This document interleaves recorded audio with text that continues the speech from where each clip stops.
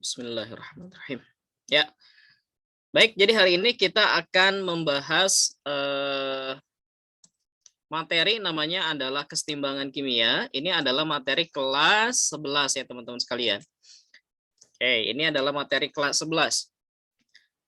Baik, nah kita mulai. Jadi saya jelasin dulu bahwa reaksi itu pada dasarnya ada reaktan dan juga ada produk ya. Oke, jadi reaksi itu ada reaktan dan juga ada produk. Kalau kalian lihat gambar ini, ya, gambar di sini, maka kalian akan melihat reaksi nitrogen dioksida yang berupa gas, dia akan terdisosiasi atau bereaksi menjadi dinitrogen tetraoksida dalam bentuk gas. Nah, maka nitrogen dioksida ini kita sebut dengan reaktan. Nah, ini kita sebut dengan reaktan, sedangkan ini kita sebut dengan produk atau hasil ya teman-teman sekalian. Nah, ternyata reaktan dari ke waktu itu akan mengalami penurunan, sedangkan produk ini akan naik. Jadi produk naik, tetapi untuk reaktan itu turun. Nah, maka kemungkinannya nanti ada 3 teman-teman sekalian. Ini kemungkinan yang pertama, ini kemungkinan yang kedua, dan ini adalah kemungkinan yang ketiga.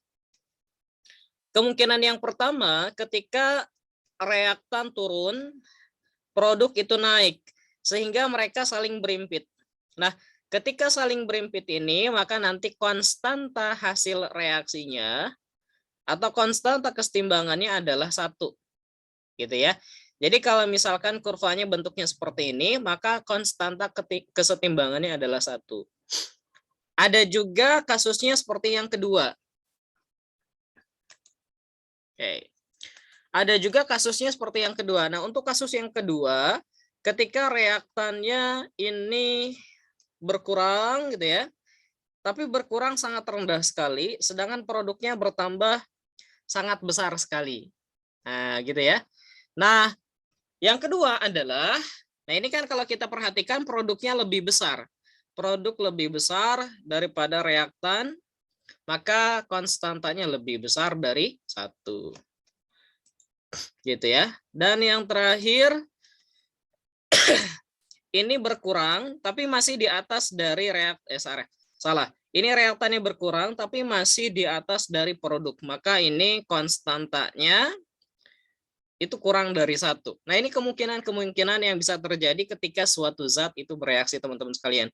Jadi ada K-nya sama dengan 1, K-nya lebih besar dari 1, dan K-nya kurang dari 1. Nah, sekarang pertanyaannya, apa yang dimaksud dengan K tersebut? Nah, ini kita sebut apa sih? Ini adalah konstanta kesetimbangan, di mana konstanta kesetimbangan itu ada 2 ya. Ada Kc dan ada juga Kp. Gitu. Jadi konstanta kesetimbangan itu ada Kc dan juga ada Kp. Nah, itu yang akan kita bahas. Ya, betul Rizky. Jadi kalau yang 1 itu K-nya sama dengan 1, yang 2 K-nya lebih besar dari 1. Sip, bagus. Kita lanjutkan. Nah, bagaimana cara menentukan Kc dan Kp? Teman-teman pasti masih ada yang ingat cara menentukan Kc dan Kp, tapi kita coba ingatkan kembali. Khawatirnya ini masih sudah ada beberapa yang sudah lupa gitu ya. Dalam menentukan Kc dan Kp, teman-teman sekalian, maka perlu diperhatikan fasenya.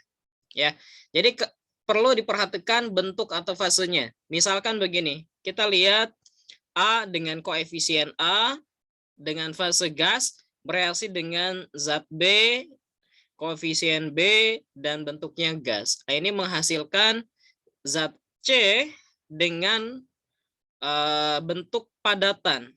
Nah, yang perlu digarisbawahi adalah bentuk padatan ini. Jadi bentuk padatan itu tidak kita masukkan ke dalam Kc. Konstanta kesetimbangan ini tidak ya. Nah, teman-teman, ini maaf, ini bukan Kp yang di bawah, ini bukan Kc ya, tapi Kp. Nah, teman-teman sekalian, KC itu berarti yang kita gunakan adalah data konsentrasi. Gitu ya. Jadi kalau misalkan KC, maka data yang kita gunakan konsentrasi atau molaritas. Di mana molaritas ini rumusnya adalah mol, kita bagi dengan volume, tapi dalam satuan liter ya teman-teman sekalian. Nah ini adalah rumus untuk mencari konsentrasi. Mol per volume, tapi volumenya harus dalam satuan liter. Kita kembali ke sini.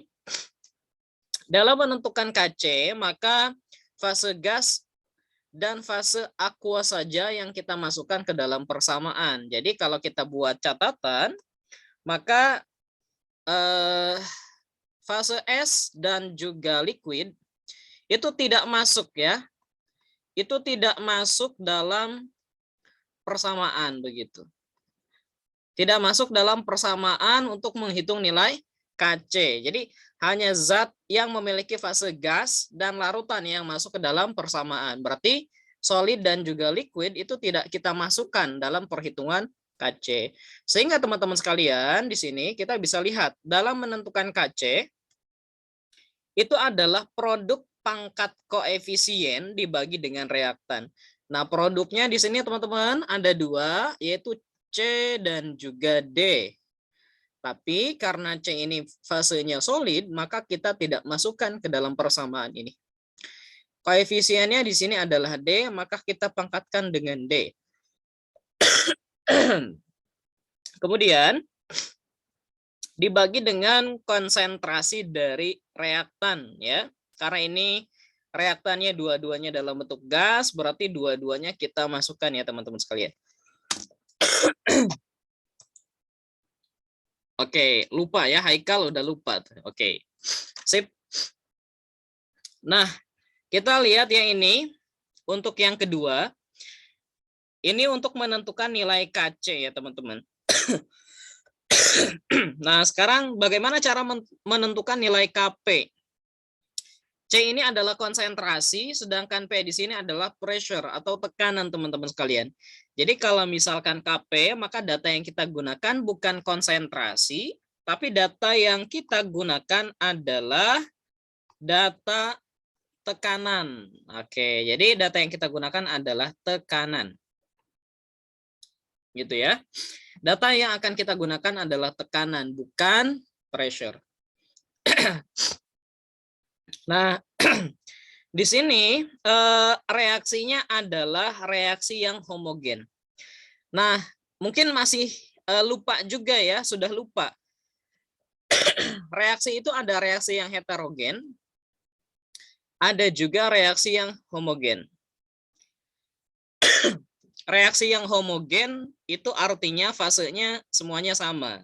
Nah, ini kan fasenya gas, ini gas, ini gas. Maka reaksi ini adalah reaksi homogen.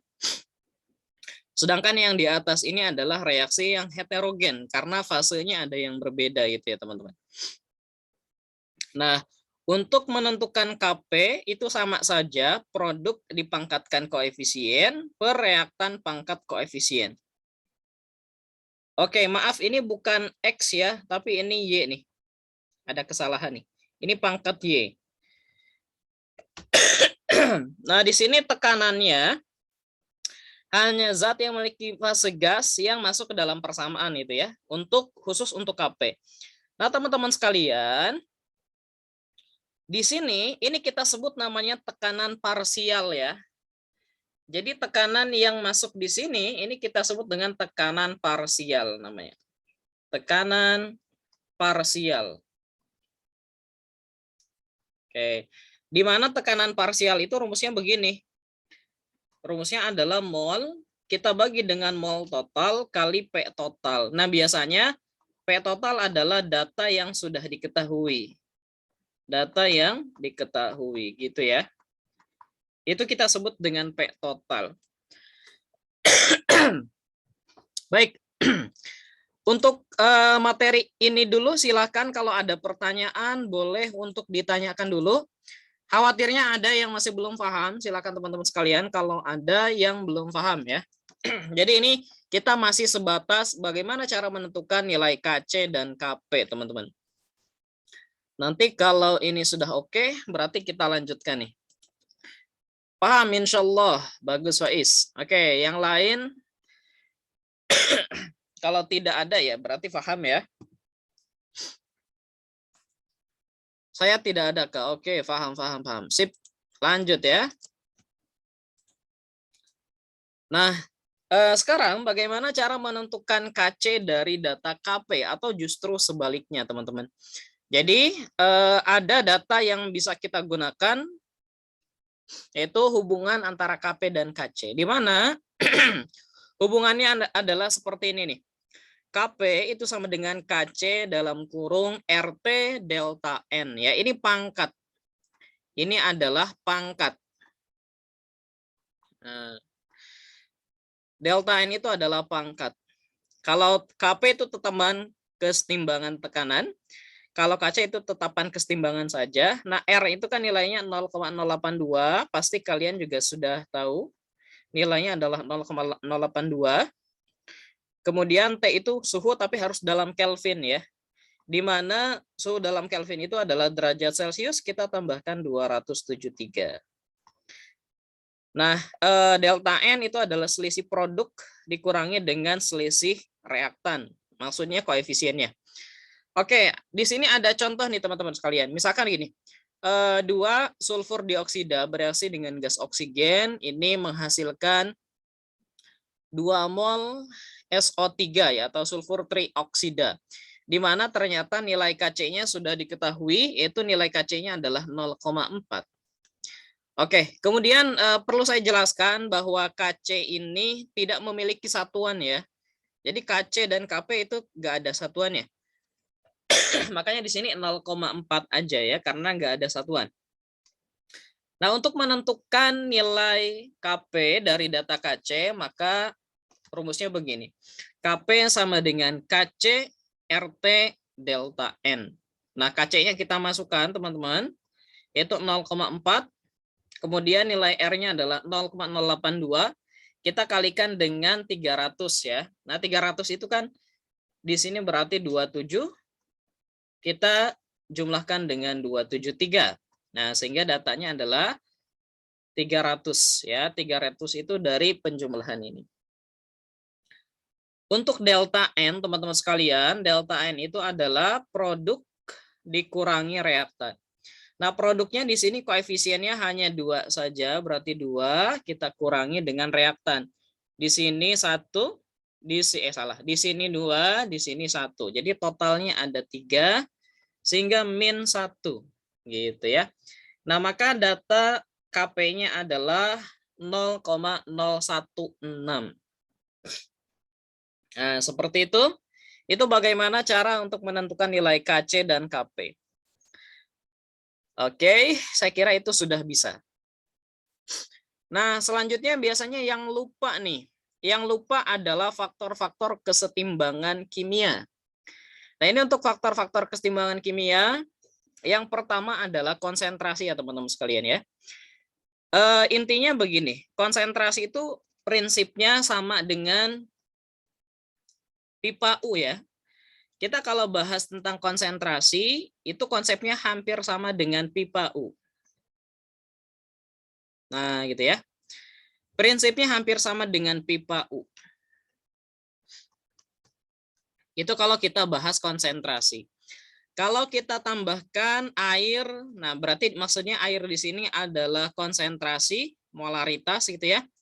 Kalau konsentrasi kita tambahkan di sebelah kiri, maka dia akan bergeser ke kanan. Nah, geser ke sini nih. Berarti yang di sebelah sini nambah. Nah, gitu ya. Kalau kita tambahkan di sebelah kiri, maka airnya pasti geser ke kanan, yang ini pasti nambah. Artinya, kalau konsentrasi dari reaktan, berarti SO2 dan juga oksigen kita tambahkan, maka kesetimbangan itu akan bergeser ke kanan. Gitu ya. Atau sebaliknya, kalau kita tambahkannya di sebelah kanan, maka gesernya ke sini nih. Kesetimbangan akan geser ke arah reaktan. Itu kalau konsentrasi ya. Kalau yang ditambahkan. Sekarang kita ubah. Ternyata bukan ditambah, tapi ternyata diambil atau dikurangi. Nah, ini konsentrasi dari kanan diambil atau dikurangi. Maka dia akan bergeser ke sini agar nanti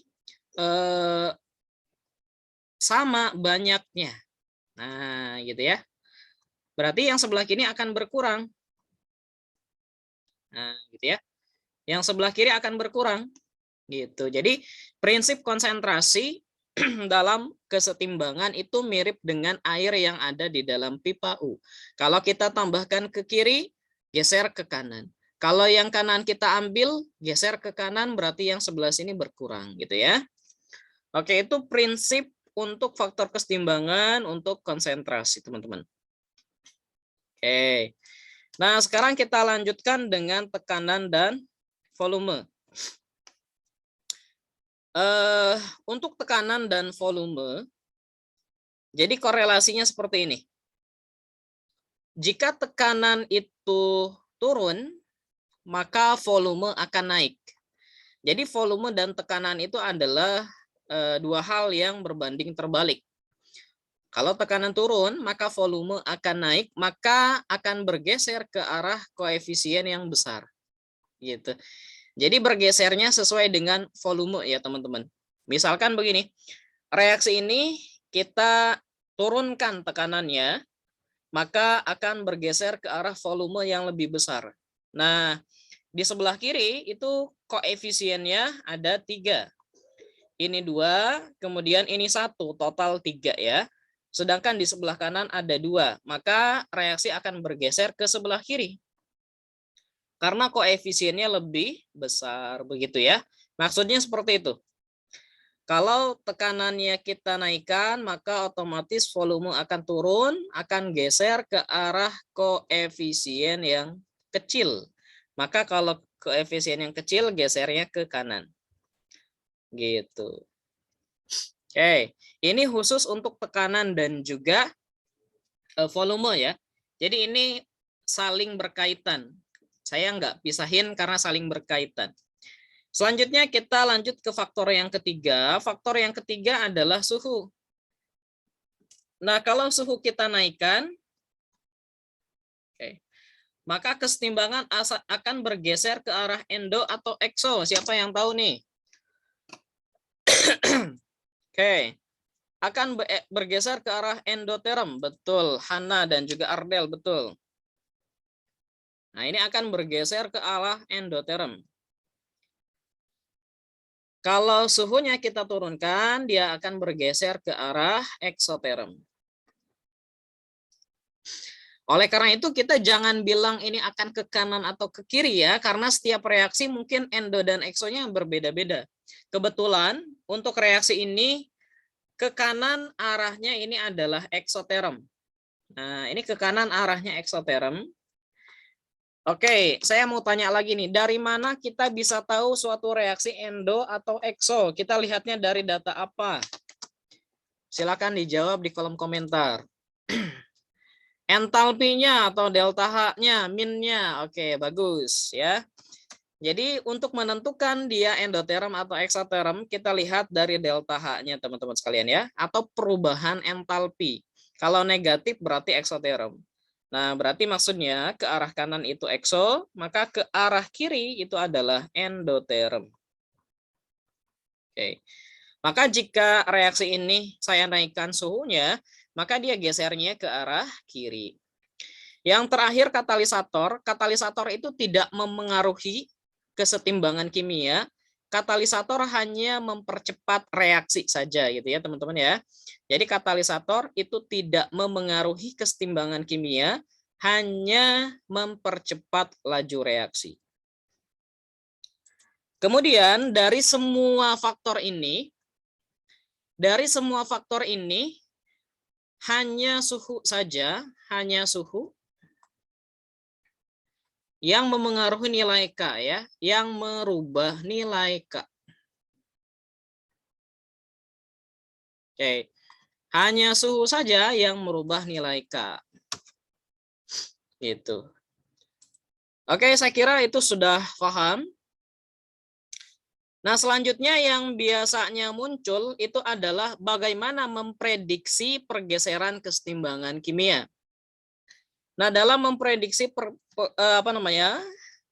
kesetimbangan kimia itu ada Q dan KC. Bedanya apa? Q itu adalah awal, sedangkan KC itu adalah kondisi yang setimbang. Oke, Oke, expired. Oke, baik. Q itu adalah kondisi awal, sedangkan KC itu adalah kondisi yang setimbang, teman-teman. Gitu.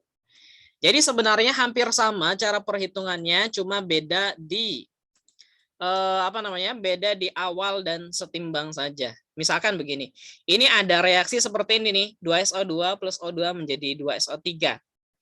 Nah, ini KC-nya adalah 4. Ini sudah data, ya, ini sudah data.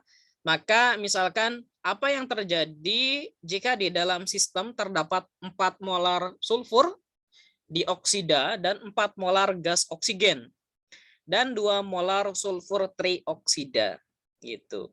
Maka cara menghitungnya itu hampir sama saja dengan KC. Hanya data yang kita gunakan adalah data di mula-mula, bukan data di setimbang. Ketika kita mengerjakan suatu reaksi kan biasanya ada mula-mula, reaksi, setimbang ya teman-teman ya. Nah, data mula-mula itu kita sebut dengan QC, data setimbang itu kita sebut dengan KC. Nah, itu bedanya. Nah, QC itu berarti cara menghitungnya adalah konsentrasi SO3 pangkat 2 per konsentrasi SO2 pangkat 2 dikalikan konsentrasi oksigen. Nah, datanya sudah ada nih. Sulfur dioksida itu 2, kemudian gas oksigen 2 juga ya. Mana ini? Oh, 4. Sulfur dioksida itu 4, oksigennya 2. Nah, sehingga hasilnya adalah 1/8. Nah, kita bandingkan dengan KC-nya. Berarti kan QC di sini, QC itu kurang dari KC. Nah, maka kita lihat nih apa yang akan terjadi. Sebenarnya logikanya begini teman-teman sekalian. Kalau Q-nya lebih besar, maka artinya produknya lebih banyak gitu loh. Ya. Kalau Q-nya lebih besar, maka produk lebih banyak, maka akan geser ke kiri. Gitu aja logikanya. Kalau Q lebih besar, maka produk lebih banyak, maka kesetimbangan akan geser ke kiri. Kalau Q dan KC-nya sama, berarti dia sudah setimbang. Gitu ya. Dan yang terakhir, kalau Q-nya kurang dari KC, artinya produknya lebih banyak, maka akan geser ke kanan. Jadi cara menghafalnya bukan hanya hafalan, tapi juga pemahaman, begitu ya. Oke. Silakan ada yang mau bertanya dulu untuk materi ini. Memprediksi pergeseran kesetimbangan kimia.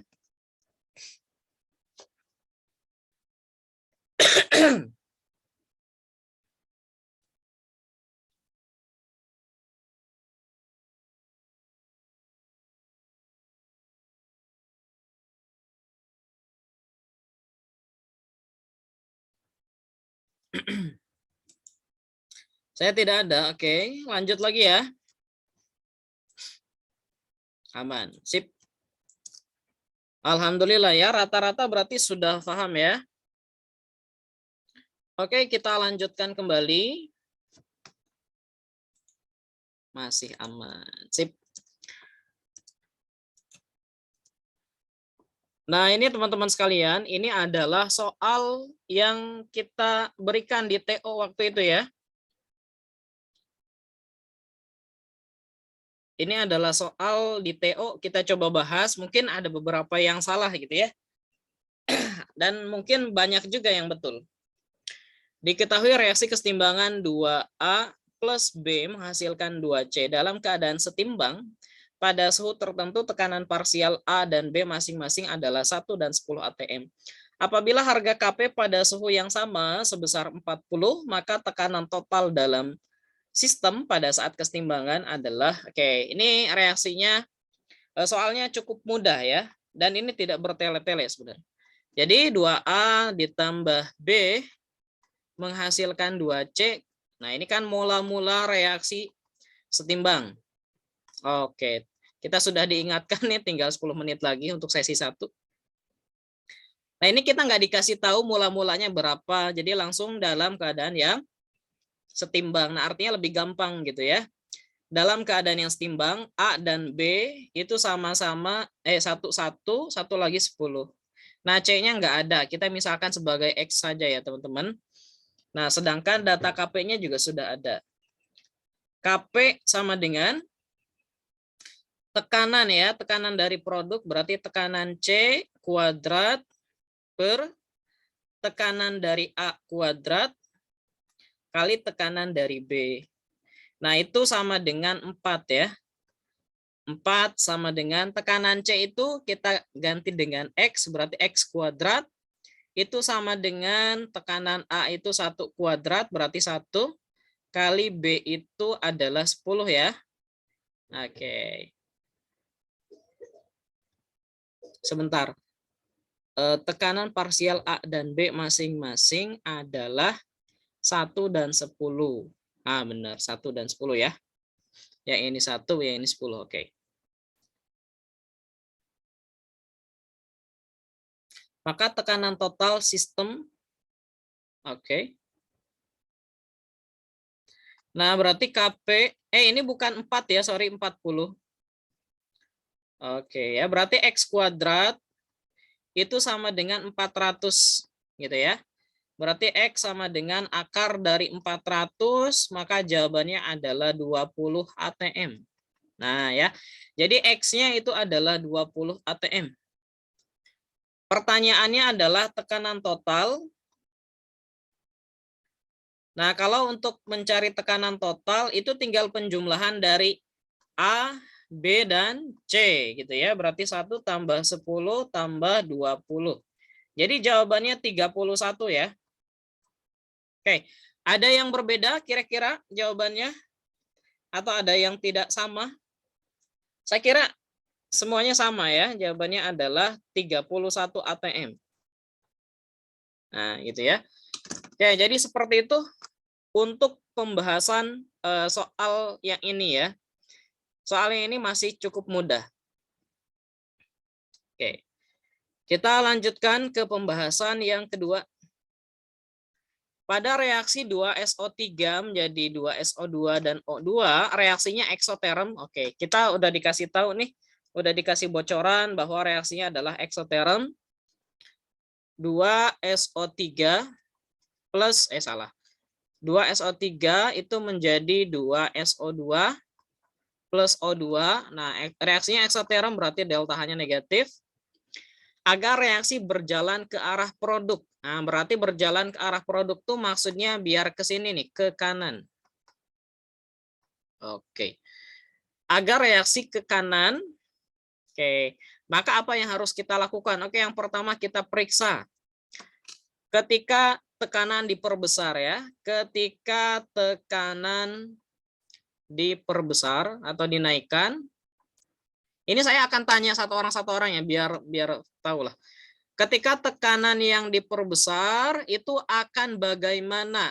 Kita mulai dari Adi dulu yang paling atas. Oke, Adi, kalau tekanan ini kita naikkan, maka kesetimbangan akan bergeser kemana, Adi? Ini teman-teman nanti kalau tidak bisa untuk menyalakan mic, gak apa-apa langsung di kolom komentar aja ya. Adi kayaknya nggak ada ya. Oke, kalau gitu Ardel aja, Ardel. Kalau tekanannya dinaikkan, maka kesetimbangan akan bergeser kemana, Ardel? Silahkan dijawab. Kalau tekanan dinaikkan ya kayak? Ya, kalau tekanan dinaikkan, maka kesetimbangan akan bergeser kemana?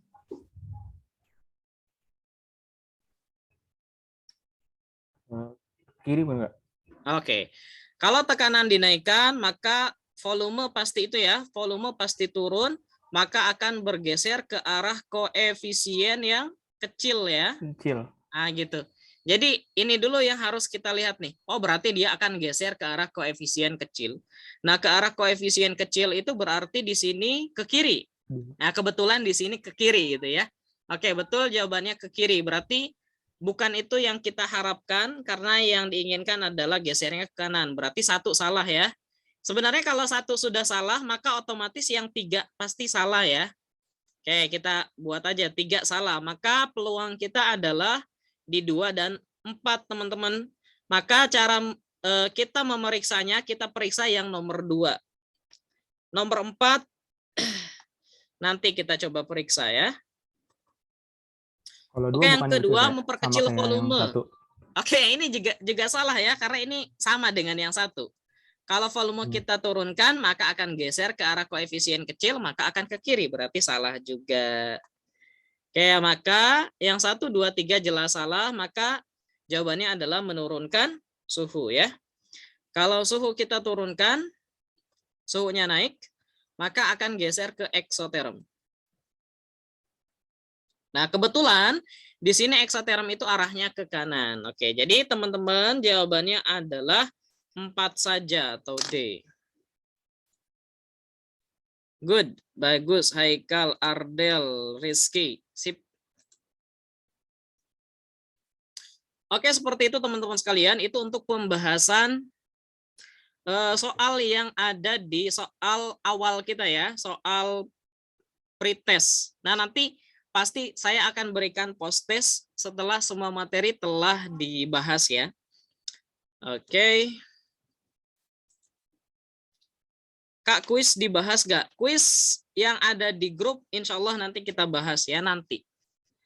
Terakhir. Kalau suhu turun ke endoterm, Kak. Salah, suhu turun ke exo ya. Kalau suhu naik ke endo. Oke, kita coba lihat yang tadi faktor. Nah, ini nggak dibahas ya. Tadi sudah ke itu. Kalau suhunya turun ke exo, kalau suhunya kita naikkan ke endo. Gitu Faiz ya.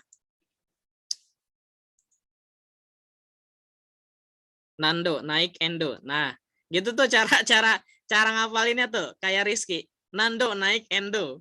Kalau turun apa Rizky?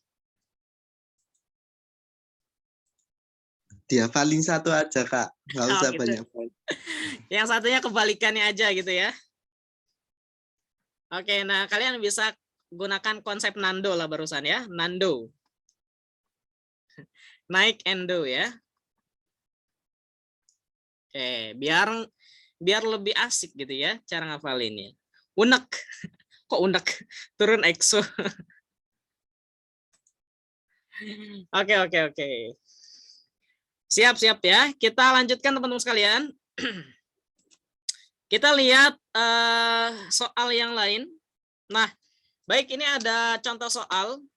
Diketahui reaksi ketimbangan sebagai berikut. Pertanyaannya adalah, nah KC untuk reaksi yang di bawah ini kira-kira berapa ya?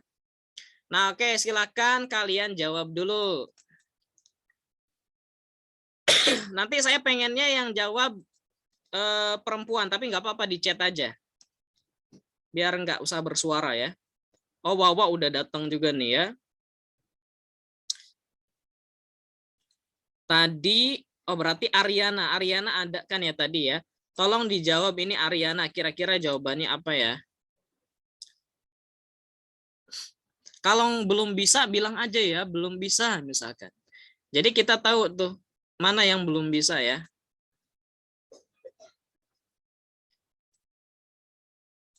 Kalau dibalik itu di spray, Kak.